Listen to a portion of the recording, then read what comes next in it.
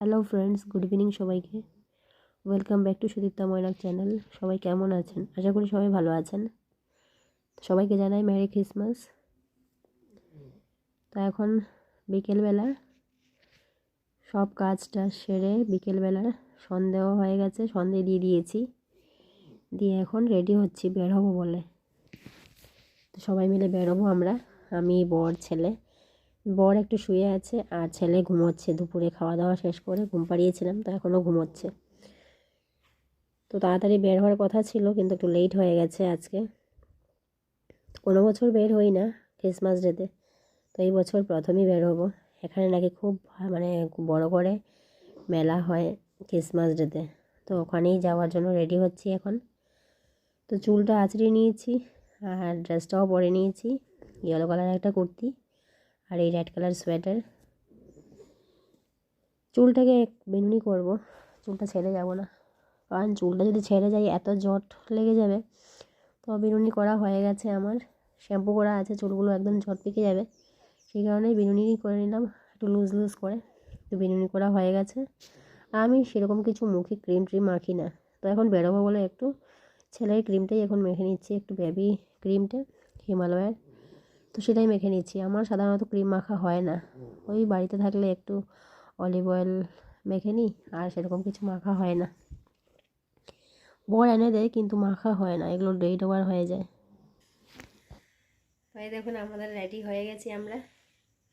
ছেলে ঘুম থেকে উঠলো, ছেলেকে ঘুম থেকে তুলে রেডি করিয়ে দিলাম, আর এই পাশে বর বেরিয়ে গেছে।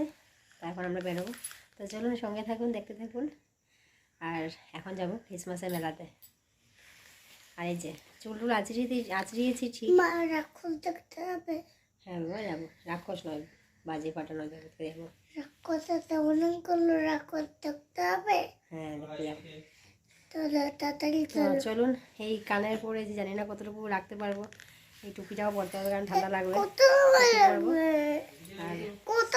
এই তো চলো, ছেলেকে টুপি পরাবো। এই যে এই চাদরটা নিচ্ছি, কারণ ঠান্ডা তো লাগবে, বাইকে যাবো। এই তো এখন যাবো, তো চলো ছেলেকে জুতোটা পরিয়ে দিই। তো আমরা বেরিয়ে পড়েছি, আর দেখুন আমি কীরকম ঢাকা চাপা দিয়েছি না, আমার এত ঠান্ডা লাগছে বাইকে, মানে কি বলবো, নাকের দিকে ঠান্ডাটা ঢুকছে, গোটা মনে হয় গোটা বডিটা ঠান্ডা হয়ে যাচ্ছে। আর এপাশে ছেলেকে মাঝখানে বসিয়েছি, মনে হচ্ছে ছেলেরও ঠান্ডা লেগে যাচ্ছে, ছেলের চোখে দিয়ে জল গড়িয়ে যাচ্ছে, খুব ঠান্ডা লাগছে আমার। সেই কারণে গোটা মুখ টুক সব ঢেকে নিয়েছি, শুধু চোখটা বাদ দিয়ে। মনে হচ্ছে চোখটাও যদি ঢাকা দিতাম তাও মনে হয় ভালো হতো, এরকম ঠান্ডা লাগছে আমার। তো চলুন এখন যাই, বাড়ি থেকে বেশি সময় লাগবে না, 10 মিনিট লাগবে বাইকে। তো দেখুন চলে এসেছি এখন। আর দেখুন কি সুন্দর, এখানে ঢুকতে গোটা গলিটাই গোটা লাইট দিয়ে সাজিয়েছে, এত সুন্দর লাগছে দেখতে। আর এই যে ঢোকার মুখেই এই জায়গাটা এরকম করে সাজিয়েছে যীশু খ্রিস্টের সব কিছু দিয়ে। তো চলুন ভেতরে যাই আমরা। গোটা রাস্তাটাই লাইট দিয়ে সাজিয়ে রেখেছে চার্চে ঢোকার আগে পর্যন্ত, মানে রাস্তার মেইন রাস্তার থেকে শুরু হয়েছে লাইটিংটা, আর চার্চের গেট অবধি এই লাইট সাজানো। তো বর এখানে গাড়িটা রাখতে গেছে, আর অনেকটা জায়গা আছে এমনিতে রাখার জায়গা, কিন্তু সিকিউরিটি নেই, তো বর এখানে রাখছে মানে টাকা দিয়ে। তো টাকা দিয়ে এখানে রাখছে, আমরা ভেতরে ঢুকছি আমি আর ছেলে। এত ভিড় দেখুন, দলে দলে মানুষ ঢুকছে। এরকম যে ক্রিসমাস ডেতে বের হয়, বাঙালিরাও বের হয়, আগে জানতাম না এরকম রাস্তাঘাটে ভিড় থাকে বা এরকম মেলা হয়। তো এই বছর প্রথম অভিজ্ঞতা এরকম।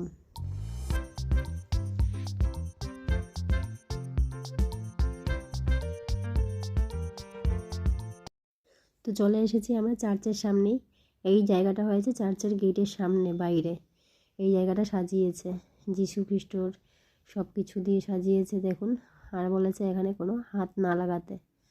তো ছেলেকে একটু দেখালাম, ছেলে তো শুধু এতদিন মুখে মুখে শুনেছে সান্তাক্লজ বা এই জিঙ্গল বেল শুধু বলতো, তো একটু দেখালাম ওখানে দাঁড়িয়ে। তারপর এখানে চলে এলাম চার্চের ভেতরে ঢুকছি, আর দেখুন কত ভিড়, এত ভিড়, কোনোদিন ভাবিনি যে চার্চে বাঙালিরাও এত ভিড় হয় বাঙালিদের। এত সময় মনে হয়েছে কি কনকনানি ঠান্ডা, কিন্তু ভিতরে ঢোকার সময় এতটা গরম লেগে গেছিলো, শেষমেশ আমার টুপি খুলতে হয়েছে। তো দেখুন এখানে এটার ভেতরেই এখানে মাঠ আছে, তো এটার ভেতরে মেলা বসেছে আর তার পাশেই আছে চার্চ। তো এই যে চার্চে ঢোকার জন্য সবাই একে করে লাইনে দাঁড়িয়ে আছে। লাইন কি মানে অনেক ভিড়, লাইন বলবো না, ভেতরে সিকিউরিটি আছে। তো এক ধাপ যাচ্ছে, এক ধাপকে বের করে দিচ্ছে ওই পাশে আর একটা গেটের দিকে। তো আমরা এখানে দাঁড়িয়ে আছি ভেতরে ঢোকার জন্য, আর রীতিমতো সবাই ঘামছে। তো আমি সঙ্গে সঙ্গে টুপিটা খুলে দিয়েছি, আর এখানে বর ছেলেকে নিয়ে দাঁড়িয়ে আছে কোলে। দেখুন গেটের সামনে চলে এসেছি, আর পারছি না, এত ধাক্কাধাক্কি চলছে ভেতরে ঢোকার জন্য। তো কোনো দিন ঢুকিনি চার্চের ভেতরে, এই প্রথম জীবনের চার্চের ভেতরে ঢোকার জন্য দাঁড়িয়ে আছি।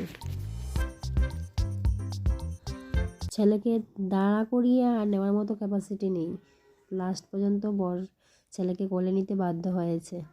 যদি নিচে দাঁড়া করিয়ে রাখে ছেলেকে, ধাক্কাধাক্কি এত হচ্ছে মনে হচ্ছে যেমন ছেলে পড়েই যাবে ধাক্কাতে, সেই ভয়ে ছেলেকে নিয়ে নিল বর কোলে।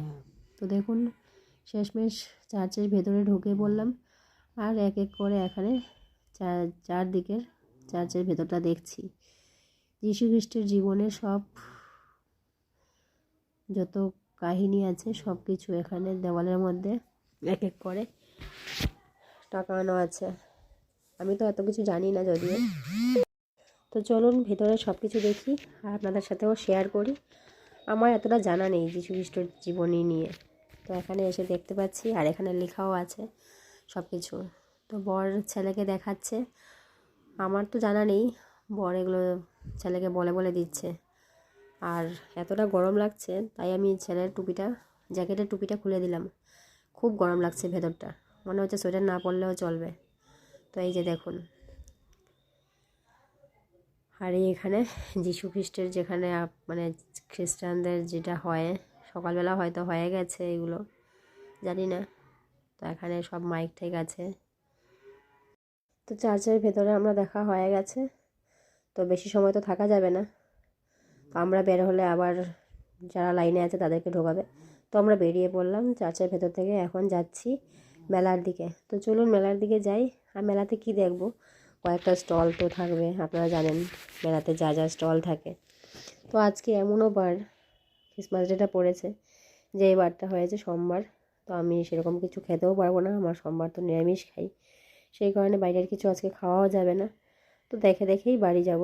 তো চলুন সঙ্গে থাকুন। ওই একটু করে স্টলে ঢুকছি আর একটু দেখে দেখে জিনিস বেরিয়ে পড়ছি। তো এখানে বর ঢুকেছে ঘরের কিছু জিনিস লাগবে বলে। আমি এমন একটা মেয়ে, দেখুন আমি বউ হয়ে আমার ঘরে কি লাগবে না লাগবে আমি সেটা জানি না, বা আমার লাগবেও না সেরকম মনে হয়। আর বর এখানে ঢুকেছে কিছু ওই যে আছে না ঘরের জিনিসপত্র রাখার জন্য, রান্নাঘরের কৌটো মশলাপাতি রাখার জন্য, ওইটা কেনার জন্য ঢুকেছে দোকানে এই স্টলটাতে। তো আমি আমাকে জিজ্ঞেস করছিল যে লাগবে নাকি, তো আমি বললাম আমার তো কিছু লাগবে না, তোমার দেখো তোমার যদি লাগে। বলছে না কয়েকটা লাগবে মনে হচ্ছে, দিয়ে দুটো কৌটো কিনলো। তো আমার হলেও চলবে না হলেও চলবে এরকম ব্যাপার। তো শেষমেশ বড় দুটো কৌটো নিল। তো ওখান থেকে বেরিয়ে এসে ঢুকলাম এখানে আচারের দোকানে।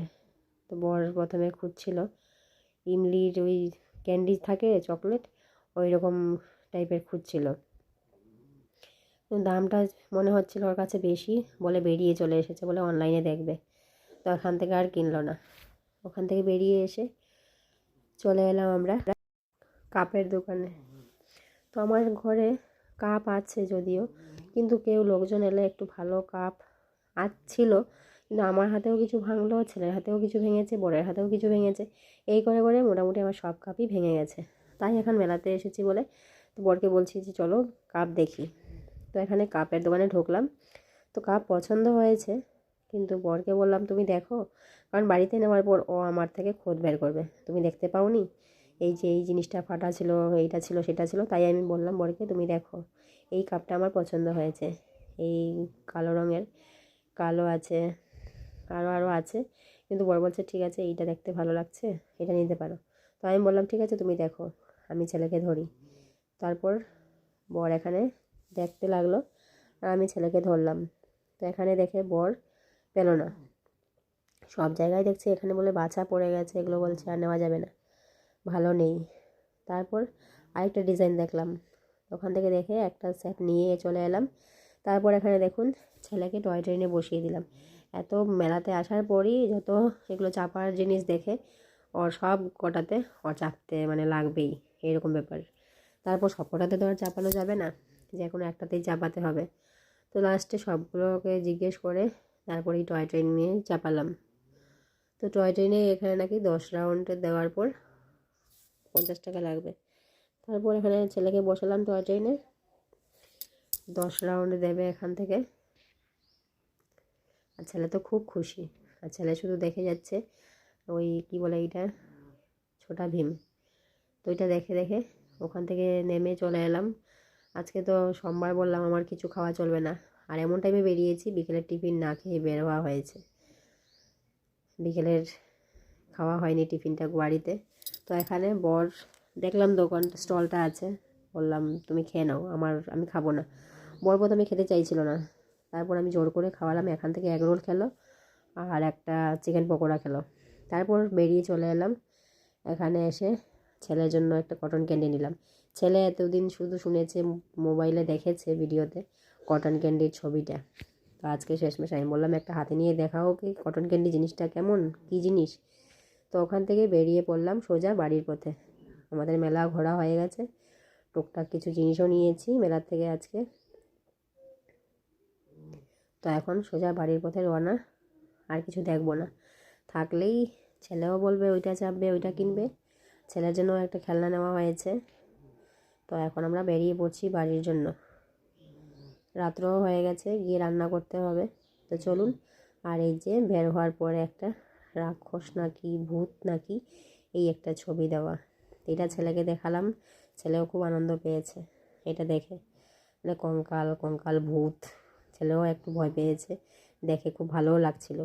আর এখানে এত গান চলছিল, এত জোরে জোরে ডিগডিগ ডিগডিগ করে, যেমন মনে হয়েছিল বুকের মধ্যে কেউ এসে মারছে না কি ঠুকছে, এত ডিগডিগ ডিগডিগ করে গানগুলো বাজছিল। তো বর বলছে চলো চলো, আর এখানে দাঁড়ানোর দরকার নেই। তো চলুন, আজকের ভিডিওটা এখানেই শেষ করছি। আর আপনাদের সাথে শেয়ার করলাম আজকের জীবনের প্রথম ক্রিসমাস ডে কীভাবে সেলিব্রেট করলাম। কোনোদিন এরকম ক্রিসমাস ডেতে বের হইনি ঘর থেকে, এই প্রথম জীবনের বের হলাম আজকে। তো চলুন বাড়ি যাই। আর ভিডিওটা আজকে কেমন লাগলো আপনাদের কমেন্টে জানাবেন। ভালো লাগলে লাইক শেয়ার করবেন, সঙ্গে থাকবেন। আর সাবস্ক্রাইব করে যদি না থাকেন আমার চ্যানেলটাকে সাবস্ক্রাইব করে আমার পাশে থাকুন। তো চলুন, ভালো লাগলে লাইক শেয়ার করবেন।